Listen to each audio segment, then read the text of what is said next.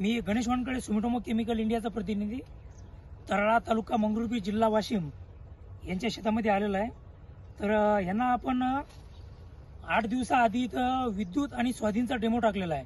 तर त्याचे रिझल्ट वगैरे कसे काय आले आपण शेतकऱ्याच्या तोंडून जाणून घेऊयात। तर भाऊ तुमचं नाव सांगा। मोहम्मद शाकीर।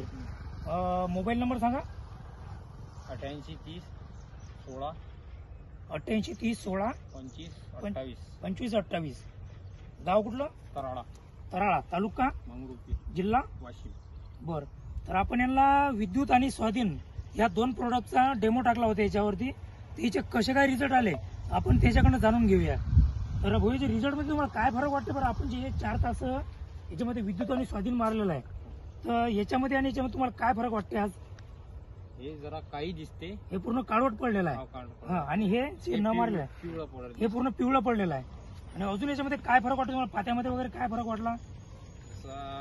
याची यातले पाते जास्ती आहे, पात्या वगैरे जास्त आल्या, जवळजवळ पात्या आलेल्या आहेत। जवळ पाते आहे आणि पलीकडच्या याच्यात जे आहे ते पात्याची कमी आहे, पात्या कमी आहेत। तर आपण निश्चितच पाहून घेऊ शकतो याच्यामध्ये पाते वगैरे जे आहे ते पूर्ण सिरियल नंबरनं आलेले आहे।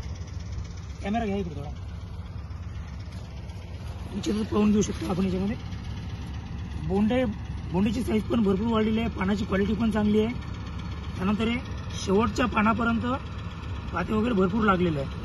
त्यानंतर आपण याच्यामध्ये पण पाहून घेऊ शकतो, पूर्ण सिरियल नंबरने लागलेला आहे।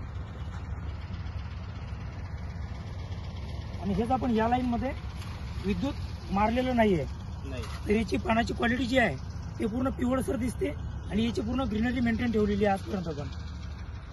तर विद्युत वगैरे तुम्हाला कसं काय वाटलं? विद्युत आणि स्वाधीनचे रिझल्ट मला बरे वाटले, चांगले वाटले। बरं, तुम्ही लोकांना काय मेसेज द्याल बरं विद्युत आणि स्वाधीन विषयी? अरे चांगलं आहे म्हणून असं? चांगलं। ठीक आहे, धन्यवाद।